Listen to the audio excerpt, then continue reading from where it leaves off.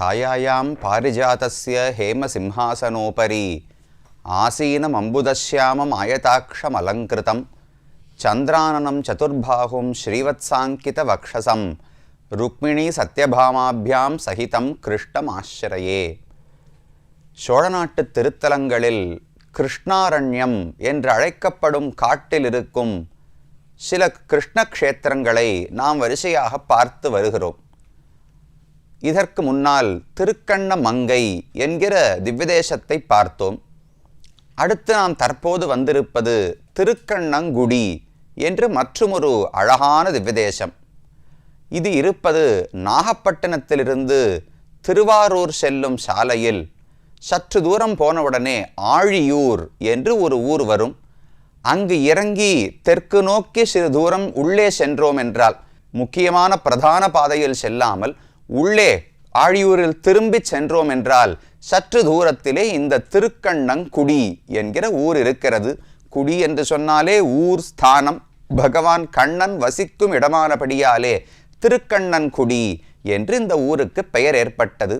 கண்ணன் எப்போது இங்கு வந்தார், அவருக்கும் இந்த ஊருக்கும் என்ன தொடர்பு என்று பார்த்தால் அது ரொம்ப அழகான சரித்திரம். ஆனால் எந்த ரிஷியோடு சம்பந்தப்பட்டது தெரியுமா? வசிஷ்டாச்சாரியரே இங்கு வந்து அவருக்கு பகவான் காட்சி கொடுத்தாராம்.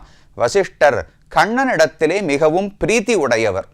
சுவாமி, அவர் ராமர் காலத்திலே தானே இருந்தார், ராமரிடத்தில் தானே பிரீத்தி இருக்க வேண்டும் என்றால் வசிஷ்டர் முதலானவர்கள் ஒரு குறுகிய 100 ஆண்டுகளுக்கோ 500 ஆண்டுகளுக்கோ வாழ்பவர்கள் அல்லர்கள்.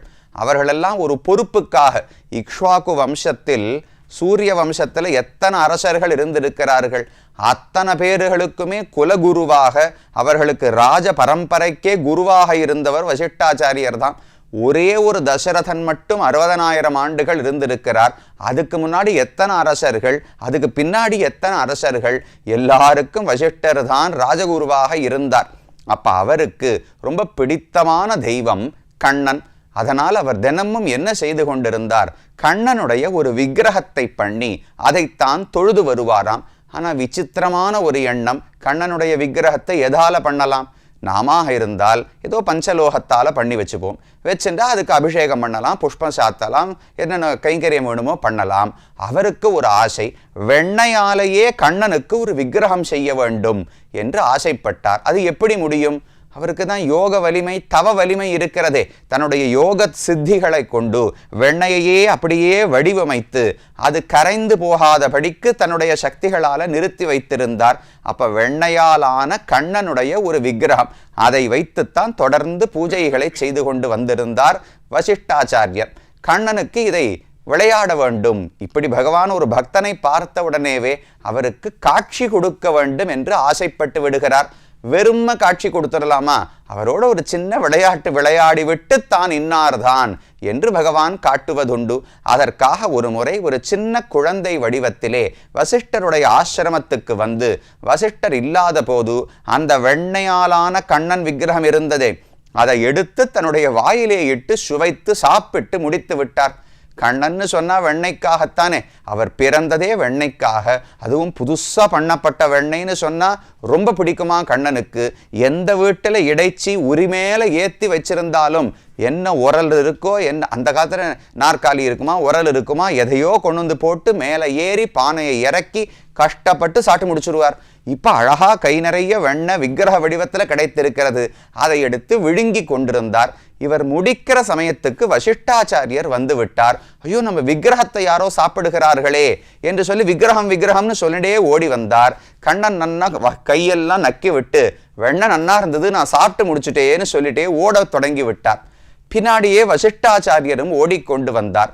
ஓடின கண்ணன் இந்த க்ஷேத்திரம், இந்த திருக்கண்ணங்குடின்னு சொல்லுகிறோமே, இந்த க்ஷேத்திரத்தை தாண்டி ஓடிக்கொண்டிருந்தார். அப்ப இங்கு சில ரிஷிகள், ஒரு மகிழ மரத்தின் அடியிலே சில ரிஷிகள் தவம் செய்து கொண்டிருந்தார்கள்.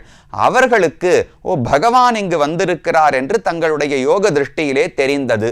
உடனே தவத்திலிருந்து கலைத்து கொண்டு எழுந்து பகவானை நேரே காண வேண்டும் என்பதற்காக வந்து அவனை பிடித்து கொண்டு கெஞ்சிய தொடங்கினார்கள். கண்ணா, எங்களுக்காக ஒரு நிமிஷம் நில்லு, எங்களோட 2 நிமிஷம் பேசி விட்டு போ, உன்னை நினைத்துத்தான் எங்கேயோ நீ வைகுந்தத்தில் இருக்கிறாய் என்று தியானித்து கொண்டிருக்கிறோம், இப்படி நீயே நேரடியாக வந்திருக்கிறாய், ஒரு 2 நிமிஷம் எங்களுக்காக நில்லு என்று பிரார்த்தித்து கண்ணனை கட்டி வைத்திருந்தார்களாம். அந்த சமயம் பார்த்து சரின்னு வசிஷ்டரும் திரும்ப ஓடி வந்து விட்டார். கண்ணனா, என்னை விடுங்கோ விடுங்கோ, நான் ஓடணும், வசிஷ்டர் துரத்தி கொண்டு வருகிறார் என்று சொல்லிக்கொண்டே இருந்தார். இவர்கள் விடவில்லை. கெட்டியா திருவடிகளை பிடித்து கொண்டு, இல்லை, எங்களை சேவிப்பதற்கு அனுமதிக்க வேண்டும், 2 நிமிஷமாவது இங்கு இருக்க வேண்டும் என்று திரும்ப திரும்ப பிரார்த்தித்து கொண்டிருந்தார்கள். கண்ணன் பொறுத்து பார்த்தார். சரி, என்னதான் உங்களுக்கு வேணும், கடைசியா சொல்லுங்கோன்னால், இப்ப இருப்பது போல எப்பவுமே இந்த திவ்யதேசத்தில் நீ காட்சி அளிக்க வேண்டும் என்று அந்த ரிஷிகள் பிரார்த்தித்தார்கள். சரியா வசிஷ்டரும் வந்து சேர்ந்தார். அந்த க்ஷணத்திலேயே பெரிய வடிவத்தோடு வளர்ந்து இந்த ஊரில் இருக்கும் பெருமானாக பகவான் காட்சி அளித்தாராம். அவருக்கு தாமோதர நாராயண பெருமாள் என்று பெயர் ஏற்பட்டது. இது என்ன வித்தியாசம்? ஒரு பேருக்கு ஒரு பேர் வைக்கலாம். இப்ப நமக்கே பார்த்தோம்னால் சில பேருக்கு கண்ணன் இருக்கும், ராமன் இருக்கும், கோவிந்தன் இருக்கும், இல்லை ராகவன் இருக்கும், இதை போல ஸ்ரீனிவாசன் இருக்கும். இதெல்லாம் தனித்தனியா இருக்குமா? சில பேருக்கு பெயர்களை பார்த்தால் ஸ்ரீனிவாச ராகவன் அப்படின்னு பேர், 2 பெயர்களா சேர்ந்து இருக்குமோ இல்லையோ, ராமகிருஷ்ணன் அப்படின்னு பேர் வச்சுக்கிறா. இதை போல 2ஆவும் சேர்ந்தும் பல இடங்கள்ல பார்க்கிறோம். அதை போல இந்த பெருமானுக்கு தாமோதர நாராயணன், தாமோதர் என்பதே ஒரு தனிப்பெயர், நாராயணன் என்பதே ஒரு தனிப்பெயர். ஆனா இந்த பெருமாளுக்கு ஏன் 2ஐயும் சேர்த்து வைத்திருக்கிறார்கள் என்றால், நடந்த கதை என்ன பாருங்கோ.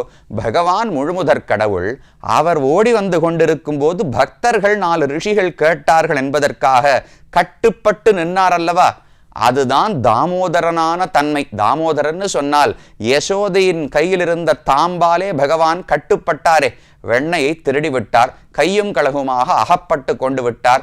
நீராம் இது செய்தீர் என்னோர் நெடும் கையிற்றால், ஊரார்கள் எல்லாரும் காண உரலோடே தீரா வெகுளையளாய் சிக்கனவார் தடிப்ப என்று ஆழ்வார், திருமங்கை ஆழ்வார் பாடுகிறார். யசோதை இத்தனை நாட்களாக, பல நாட்களாக ஊரார்கள் எல்லாம் புகார் செய்து கொண்டிருந்தார்கள், கண்ணன் எங்க வீட்டுல வெண்ணெய் திருடுறான்னு. யசோதை ஒப்புக்கொள்ளவே இல்லை. எங்க வீட்டுல இல்லாத வெண்ணையா, எதுக்கு உங்க வீட்டுக்கெல்லாம் கண்ணன் வரப்போகிறார், என் பிள்ளை அப்படிலாம் பண்ண மாட்டான்னு இவள் சாதித்து கொண்டிருந்தாள். இப்பதான் தெரிஞ்சது இந்த பிள்ளை தான் எல்லா தப்பையும் பண்ணிருக்குன்னு. ஒரே கோபம். அதனால பக்கத்துல இருந்த உரலோட சேர்த்து கட்டினாளே. தாமம்னு சொன்னா கயிறு என்று பொருள், உரல் அந்த உதரம் அப்படின்னு சொன்னா இடுப்பு, கண்ணனுடைய இடுப்பையும் அந்த உரலையும் சேர்த்து கட்டி வைத்தாள் யசோதை. அப்படியே கட்டுப்பட்டு அழுது கொண்டு கண்ணன் நின்றான். அப்ப பரம்பொருளான பகவான் தன் தாய் கட்டின போது கட்டுப்பட்டு நின்றானே, கயிற்றுக்கா கட்டுப்பட்டு நின்றான். கயிற்றை வச்சு பரமாத்மாவை அடக்க முடியுமா சுவாமினால்? அது வெறும் கயிறு நினைக்க கூடாது. அன்பு பிரேமை என்கிற கயிறு இருக்கே, அந்த பிரேமையே ஒரு கயிறாக வடிவெடுத்திருக்கிறதாம். வெறும தாமத்தால கட்ட முடியாது, பிரேமத்தால கட்ட முடியும்னு தெரிவிக்கிறார்கள். பிரேம்னா அத தாம பரிணாமஜுஷா பவந்த என்று கூறத்தாழ்வான் தெரிவிக்கிறார். பிரேமத்தையே ஒரு கயிறாக திரித்து அதை கொண்டு வேணா பகவானை பக்தர்கள் கட்டி வைக்கலாமே தவிர, மற்றபடி எந்த கயிறை கொண்டு வந்தாலும், சங்கிலியை கொண்டு வந்தாலும், ஆயுதங்களை கொண்டு வந்தாலும் அவர் எதுவுமே பண்ண முடியாது. அப்ப யசோதையிடம் கட்டுப்பட்டு நின்றது போல் இங்கு பகவான் இந்த ரிஷிகளுக்கு கட்டுப்பட்டு ஒரு நிமிஷம் நின்னாரா, அது தாமோதரனான நிலை. அடுத்து உடனே வளர்ந்து தன்னுடைய பெருமையை காட்டினாரா, நாராயணனான நிலை.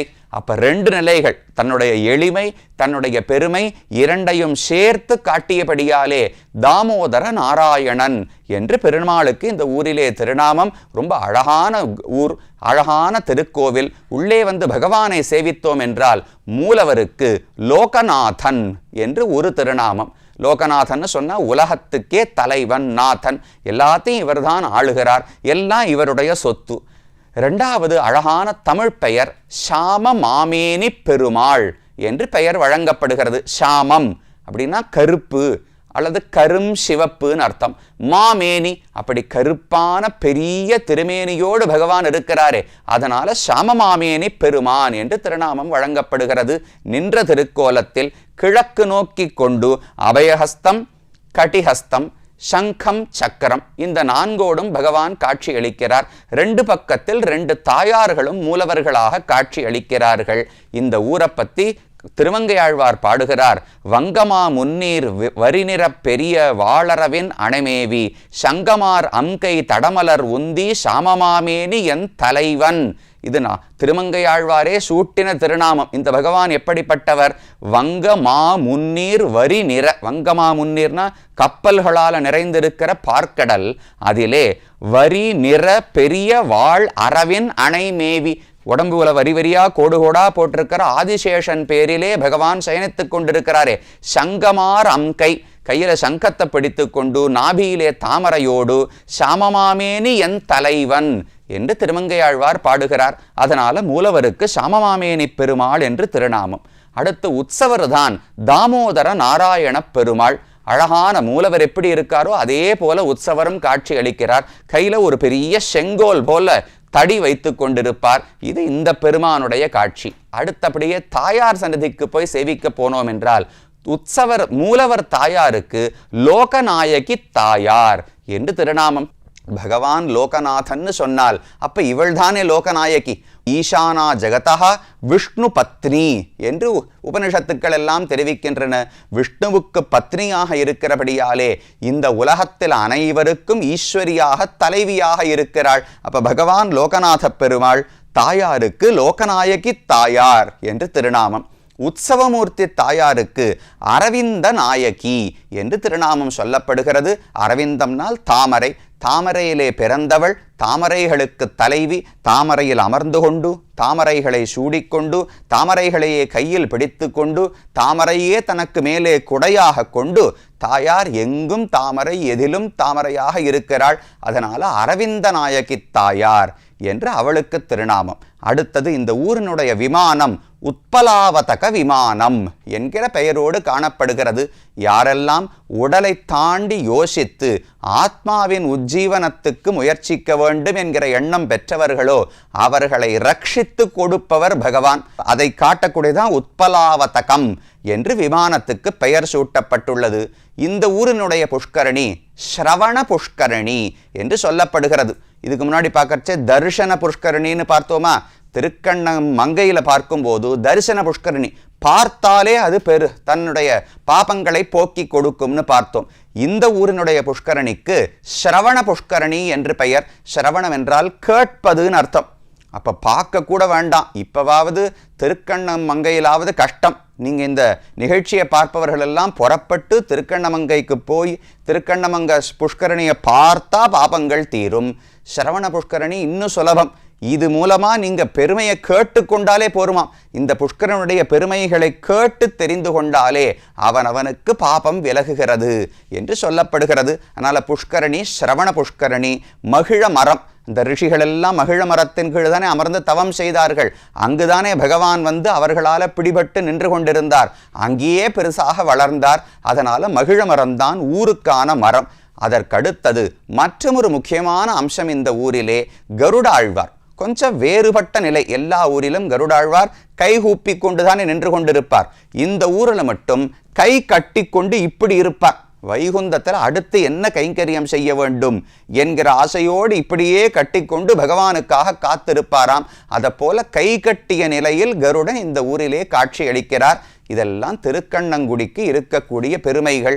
இன்னும் முக்கியமாக திருமங்கையாழ்வார் வந்து எப்படி இந்த ஊரை பாடினார் என்பதை அடுத்த பகுதியிலே பார்க்கலாம்.